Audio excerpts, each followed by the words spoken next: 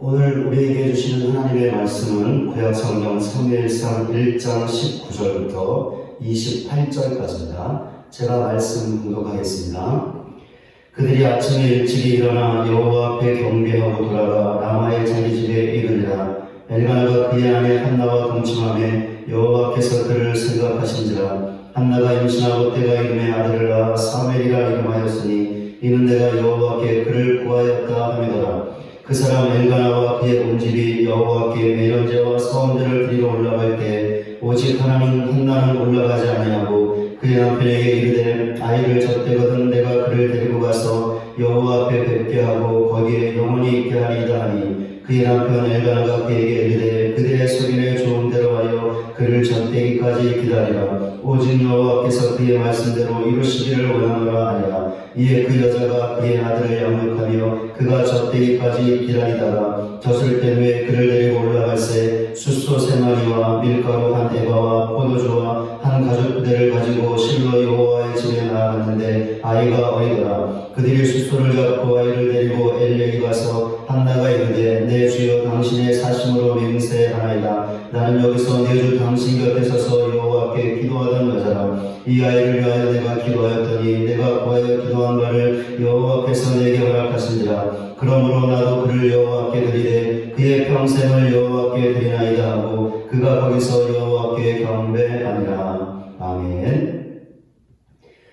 이스라엘 사사시대 때 에브라임 산지 지역에 엘가나라는 사람이 살고 있었습니다. 엘가나에게는 2명의 아내가 있었습니다. 하나는 한나였고 다른 하나는 분닌나였습니다.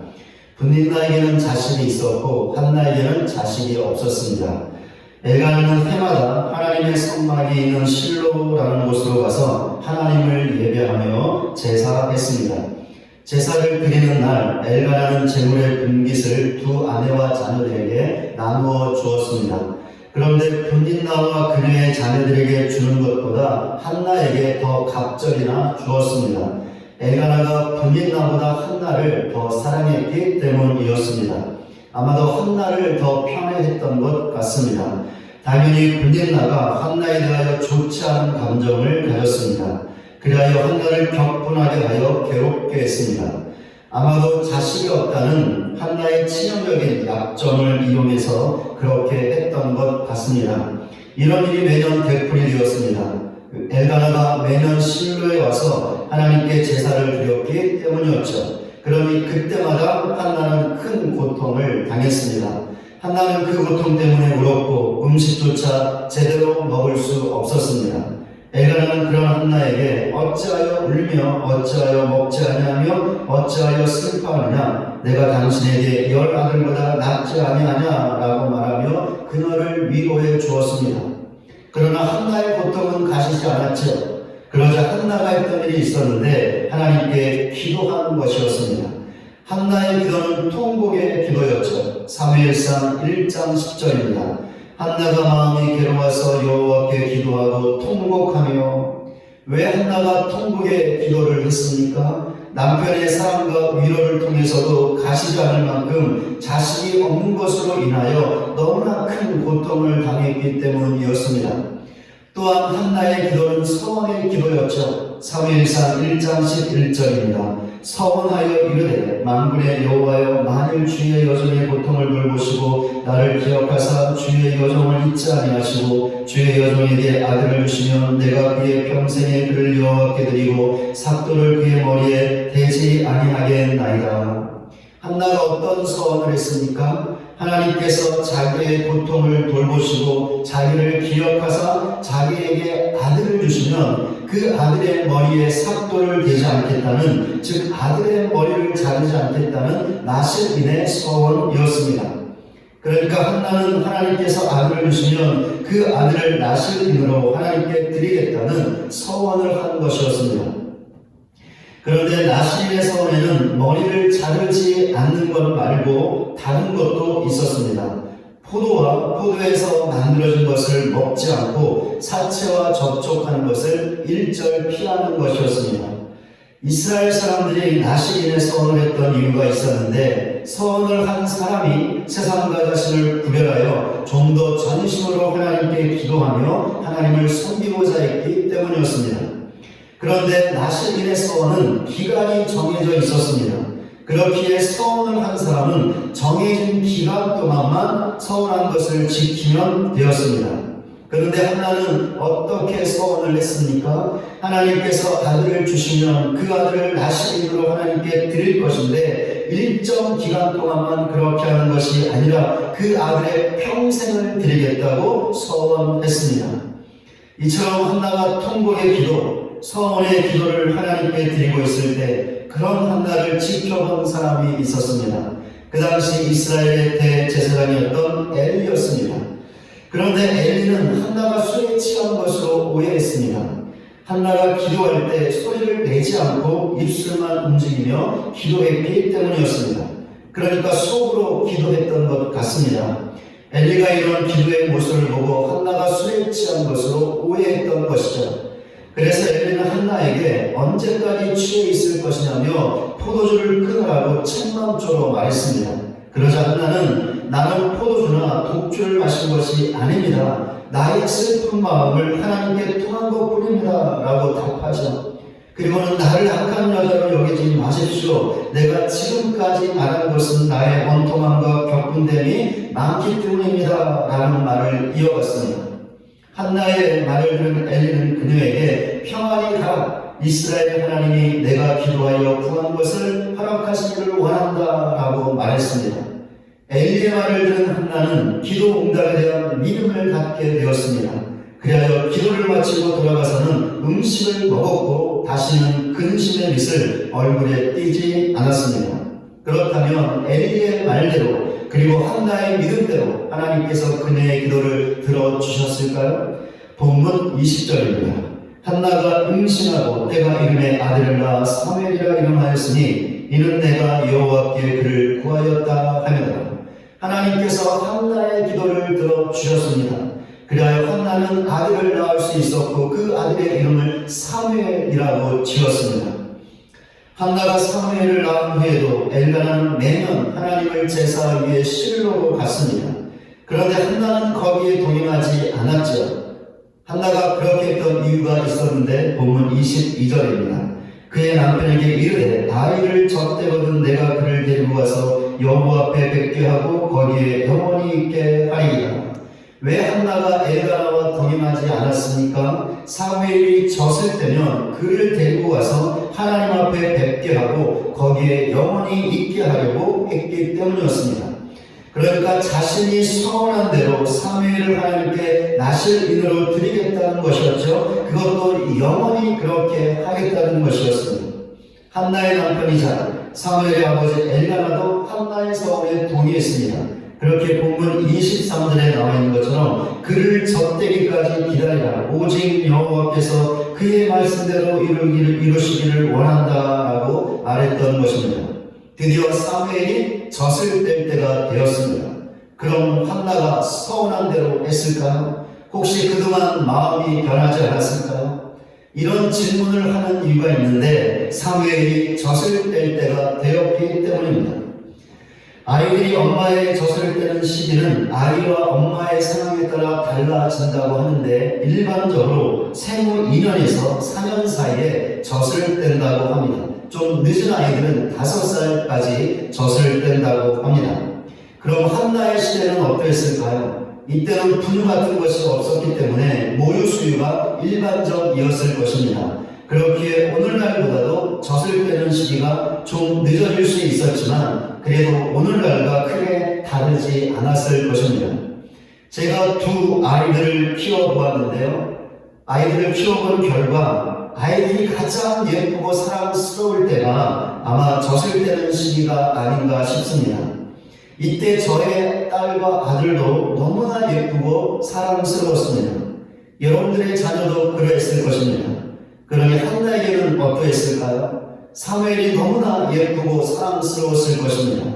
더욱이 한나에게 사무엘은 자식이 없었던 그녀의 고통을 단 한 방에 날려버린 너무나 소중하고 고마운 아들이었죠.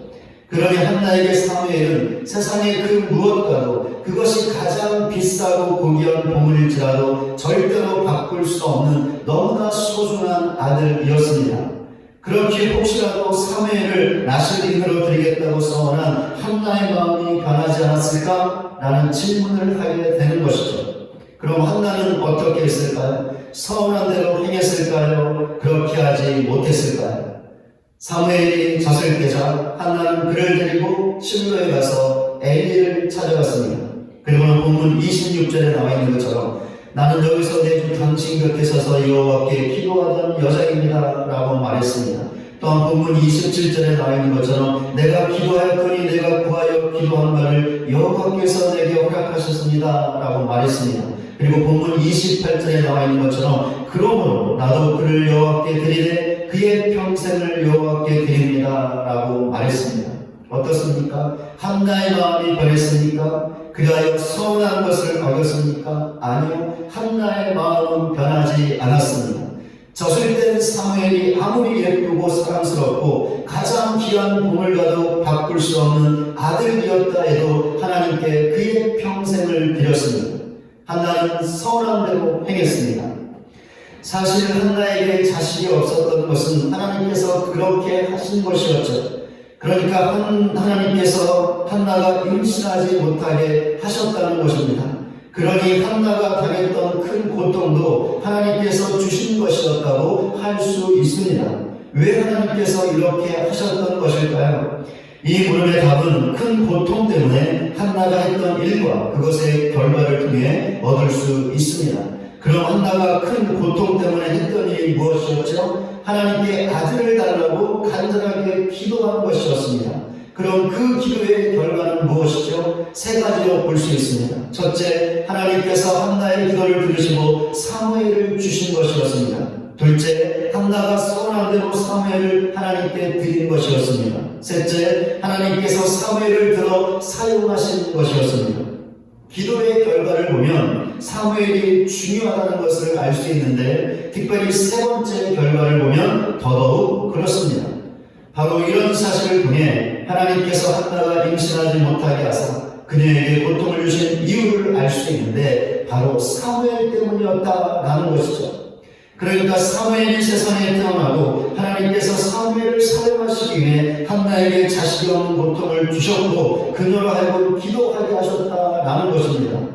그렇기에 사무엘은 너무나 탁월한 믿음의 사람으로서 하나님의 구원 역사에 쓰임받을 수 있었는데, 사사시대를 거치면서 이스라엘 안에 깊이 드리워져 있던 영적인 암흑을 거두어내었습니다. 이스라엘 백성으로 하여금 회개하게 하고 그들에게 하나님의 말씀을 가르치고 그들을 위해 쉬지 않고 기도함으로 이런 일을 감당했죠. 또한 사무엘은 이스라엘 안에 사사시대를 끝내고 왕정시대라는 새로운 시대를 여는데 핵심적인 역할을 감당했는데, 사울과 다윗에게 기름을 부어 그들을 왕정시대의 첫 번째 왕과 두 번째 왕으로 세운 것이었습니다. 너무나 중요한 역할을 감당했던 것을 볼 수 있죠. 만약에 한나에게 자식이 없는 고통이 없었다면, 그래서 그 고통 때문에 고통 통곡의 기도와 서원의 기도를 하지 않았다면 과연 사무엘이 존재할 수 있었을까요? 아니요, 사무엘은 존재하지 못했을 것입니다. 물론 사무엘이 아니었어도 하나님께서는 또 다른 방법과 사람으로 사무엘이 했던 일들을 감당하게 하셨을 것입니다. 그렇다면 오늘 본문에는 사무엘이 아닌 또 다른 사람의 이름이 나와 있었을 것입니다. 저는 오늘 말씀을 묵상하면서 저의 두 자녀를 생각해보며 다음과 같은 질문을 해보았습니다. 과연 나의 딸과 아들은 하나님을 잘 믿고 있는가? 하나님의 말씀에 순종하고 있는가? 하나님을 진정으로 예배하고 있는가? 하나님께 간절하게 기도하고 있는가? 하나님을 전심으로 사랑하고 있는가? 하나님을 전적으로 의존하고 있는가? 하나님을 위해 꿈을 꾸고 있는가? 교회를 사랑하고 있는가? 하나님을 위해 살고 있는가? 이런 질문들을 해보았습니다. 여러분들도 제가 했던 질문들을 해보시기 바랍니다. 그렇다면 저와 여러분은 어떤 답을 할 수 있습니까? 네, 그렇습니다 라고 답할 수 있습니까? 아니요, 아닙니다 라고 답을 할 수 있습니까? 각자 스스로 답을 해보시기 바랍니다. 만약에 우리가 아니요 라고 답하게 된다면 우리는 정말이지 이 문제를 심각하게 받아들여야 하고 부모로서 영적인 위기의식을 가져야 합니다. 왜 그렇습니까? 이 문제가 나의 자녀들의 영적 생명과 직결되어 있기 때문이죠. 나의 자녀가 공부 잘하고 좋은 대학에 들어가고 좋은 회사에 취직하여 승승장구한다고 한들, 더 높은 자리에 오르고 더 많은 힘을 가진다 한들 하나님을 믿지 않고 떠난다면 그 모든 것이 무슨 소용이 있겠습니까? 나의 자녀가 많은 돈을 벌고 좋은 집에서 떵떵거리고 산다고 한들, 소위 세상에서 말하는 성공을 거두고 사람들로부터 칭송을 받고 높임을 받는다고 한들 하나님을 믿지 않고 떠난다면 이 모든 것이 무슨 소용이 있겠습니까? 정말이지 아무런 소용도 없고 가치도 없습니다. 물론 육신을 갖고 이 세상에 사는 동안은 좋을 것입니다. 폼나게 살 것입니다. 멋있게 살 것입니다. 사람들의 울음을 보며 사람들의 칭송을 듣게 될 것입니다. 그러나 우리 자녀들이 육신의 몸을 갖고 이 세상에서만 사는 것이 아니죠. 우리 자녀들에게 진정한 생명과 진짜 삶이 기다리고 있는데 바로 영적인 생명과 천국에서의 삶입니다. 그런데 소위 말하는 세상적인 성공으로는 영적인 생명을 얻을 수 없고 천국에서도 살 수 없죠. 나의 자녀들이 영적인 생명을 얻고 천국에서 살 수 있는 것은 오직 하나님을 믿는 것이며 하나님을 떠나지 않는 것입니다. 하나님을 사랑하는 것이며 하나님을 의존하는 것이며 하나님을 위해 사는 것이죠. 그러니 만약에 나의 자녀가 하나님을 믿고 있지 않다면, 하나님을 떠나 있다면, 하나님을 사랑하지 않고 의존하지 않고 있다면, 하나님을 위해 살고 있지 않다면 우리는 이 문제를 심각하게 여겨야 합니다. 정말이지 영적인 위기의식을 가져야 합니다.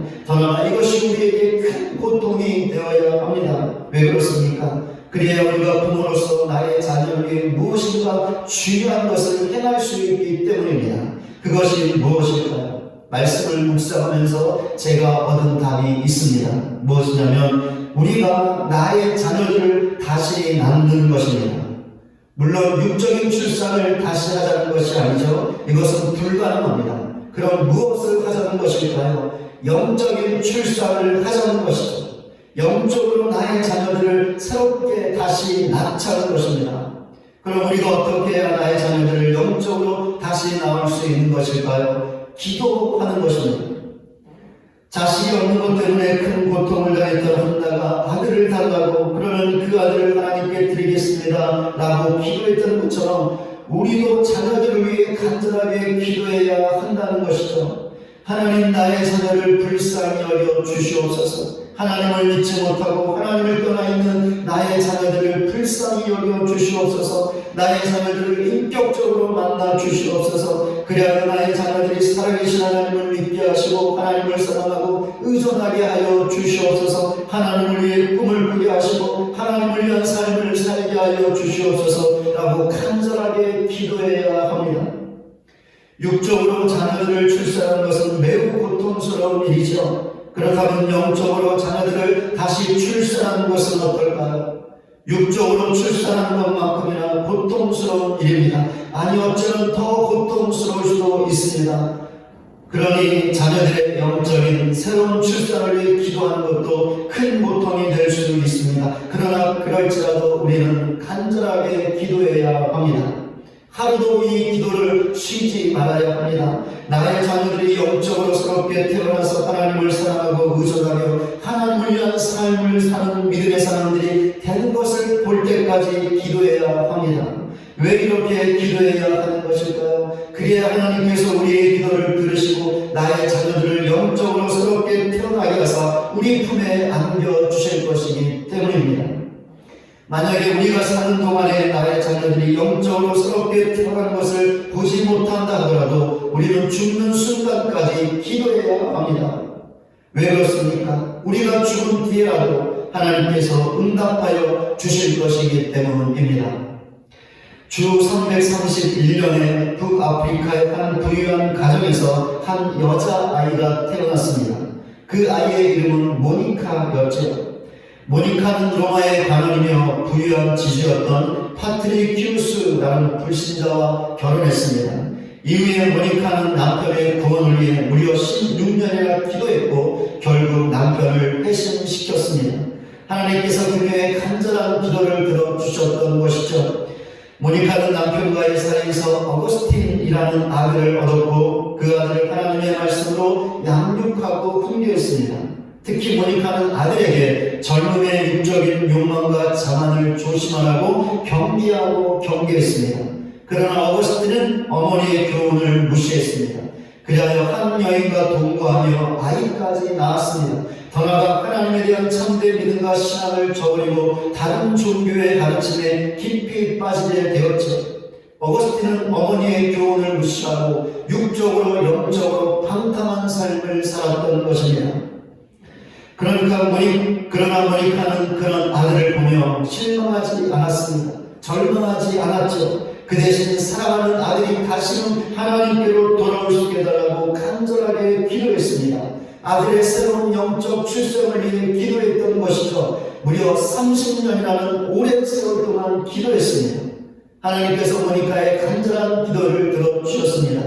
그리하여 어거스틴은 암브로스 감독의 설교를 통하여 또한 성경을 벗어 읽으라는 음성을 듣는 신비한 체험을 통하여 회심할 수 있었습니다. 하나님을 떠나 방탕하게 살았던 지난날의 모든 죄를 회개하고 다시금 하나님께 돌아오는 것이었죠. 그 이후에 어거스틴은 교회사에 큰 족적을 남기는 위대한 믿음의 사람이 될 수 있었습니다. 어거스틴의 핵심은 단순히 개인적인 결단의 결과가 아니었습니다. 하나님을 떠나 방탕하게 살고 있던 아들로 인한 큰 고통을 마음에 품고 오랜 세월 동안 기도의 끈을 놓지 않았던 어머니 모니카가 있었기 때문입니다. 어거스틴이 누구보다도 이런 사실을 잘 알고 있었죠. 그렇게 어거스틴은 그의 고백록을 통해 이렇게 고백하고 있습니다. 나의 어머니는 저와 함께 구주 예수 그리스도의 이름을 마시고 살게 하셨습니다. 그동안 눈물로 나를 지켜주신 어머니는 지금 내 시야에서 떠나가셨지만 나는 하나님의 시야에서 살게 되었습니다. 오늘은 어버이 주일입니다. 어버이 주일을 지키면서 나의 자녀들의 믿음과 신앙을 돌아보고, 만약에 나의 자녀들이 하나님을 믿지 않고 있다면, 하나님을 떠나 있다면, 하나님을 사랑하지 않고 의존하지 않고 있다면, 하나님을 위해 살고 있지 않다면 나의 자녀들을 위해 한나처럼 모니카처럼 간절하게 기도할 것을 결단하고 결단한 대로 기도하시기를 바랍니다. 쉬지 말고 기도하시기 바랍니다. 간절한 눈물로 기도하시기 바랍니다. 처소에서 기도하시고 새벽에 나와 기도하시고 금요 저녁 기도 시간에 나와 기도하시기 바랍니다.